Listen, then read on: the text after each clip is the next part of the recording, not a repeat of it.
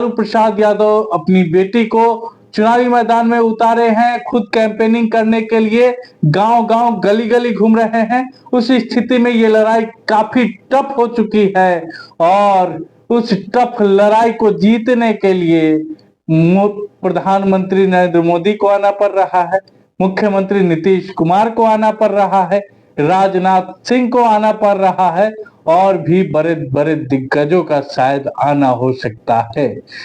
नमस्कार, प्रणाम। मेरा नाम अश्विनी प्रताप सिंह है और आप मीडिया बिहार नंबर 1 देख रहे हैं। बिहार का एक ऐसा जिला जिसकी लड़ाई इतना दिलचस्प हो गया है कि वहां माननीय प्रधानमंत्री जी को चुनाव प्रचार में आना पड़ रहा है, वहां बिहार के मुख्यमंत्री को चुनाव प्रचार में आना पड़ रहा है, वहां राजनाथ सिंह जैसे दिग्गज नेता को भी प्रचार में आना पड़ रहा है। उससे पहले निर्मला सीतारमन और भी बड़े बड़े हस्तियों का आना हुआ।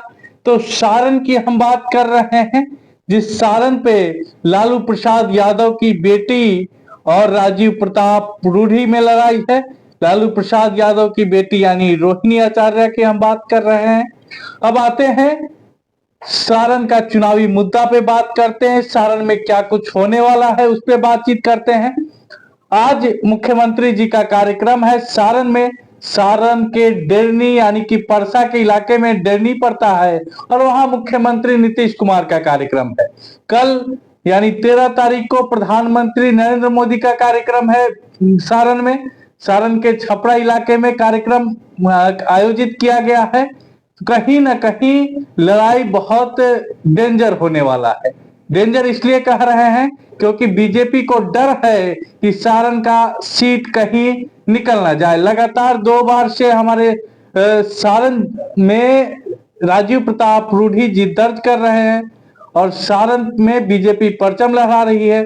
उस स्थिति में ये लड़ाई टफ हो चुकी है इस बार कि लालू प्रसाद यादव अपनी बेटी को चुनावी मैदान में उतारे हैं। खुद कैंपेनिंग करने के लिए गांव गांव गली गली घूम रहे हैं। उस स्थिति में ये लड़ाई काफी टफ हो चुकी है और उस टफ लड़ाई को जीतने के लिए प्रधानमंत्री नरेंद्र मोदी को आना पड़ रहा है, मुख्यमंत्री नीतीश कुमार को आना पड़ रहा है, राजनाथ सिंह को आना पड़ रहा है और भी बड़े बड़े दिग्गजों का शायद आना हो सकता है। तो क्या लगता है सारण की जनता क्या कुछ सोचती है, कमेंट करें। बाकी बातचीत करते हैं रोहिणी आचार्य के ऊपर। बीजेपी की हम बात किए, वो प्रचार प्रसार कर रहे हैं रोहिणी और लालू प्रसाद यादव के डर से। उनका तोड़ खोजने के लिए सारण में आ रहे हैं और अपना पूरा का पूरा मास्टर प्लान तय करके बीजेपी काम कर रही है सारण में। अब उस स्थिति में देखा जाए रोहिणी आचार्य की अगर हम बात करें तो रोहिणी आचार्य भी कहीं ना कहीं कमजोर पड़ रही है और उसे भी डर है कि राजीव प्रताप रूढ़ी जीत ना जाए। डर क्यों ना होगा, क्योंकि पिछली बार जिस प्रत्याशी को लालू प्रसाद यादव राजीव प्रताप रूढ़ी के टक्कर में खड़ा किए थे, वही प्रत्याशी यानी कि चंद्रिका राय राजीव प्रताप रूढ़ी के समर्थन में है और राजीव प्रताप रूढ़ी के लिए वोट मांग रहे हैं।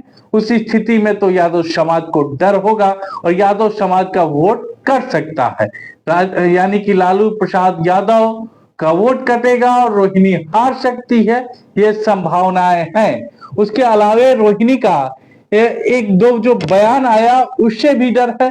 रोहिणी जनता से मिलते वक्त बहुत परेशान हो गई और अपने विधायकों को देखी तो एसी में बैठे हुए थे, तो बयान देती है कि विधायक लोग को देखिए एसी गाड़ी में बैठल है, हम सवेरे 10 बजे से खड़े हैं आप लोगों के लिए।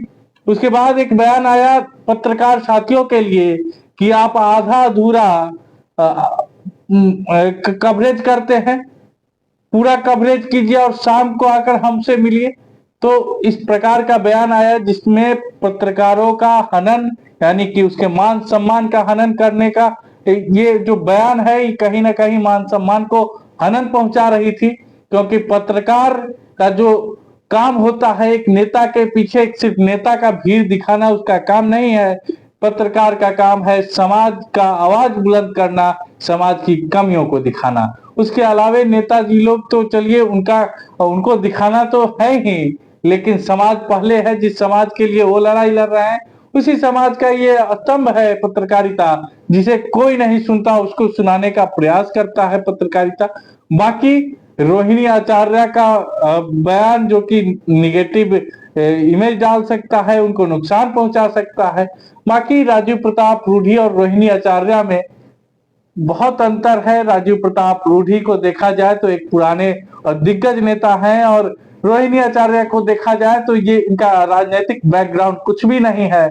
और राजीव प्रताप रूढ़ी का एक बयान भी आया था कि हमारी लड़ाई रोहिणी से नहीं है, उनके पिता लालू प्रसाद यादव से है, और इस बार भी लड़ाई लालू प्रसाद यादव से हम लड़ रहे हैं। रोहिणी आचार्य को सच में सारण की भूभाग पे अगर कोई पहचान रहा है तो लालू प्रसाद यादव के कारण पहचान रहा है, और लालू जी की बेटी होने का उनको सम्मान प्रतिष्ठा सब चीज मिल रहा है। बाकी हमारे सारण की जनता क्या कुछ कहती है, कौन जीत रहा है कौन हार रहा है और किसका डंका बजने वाला है, 20 मई को आप किसके समर्थन में अपना वोट गिराने जा रहे हैं, कमेंट करें। बाकी अभी के लिए धन्यवाद। आप देख रहे थे मीडिया बिहार नंबर 1।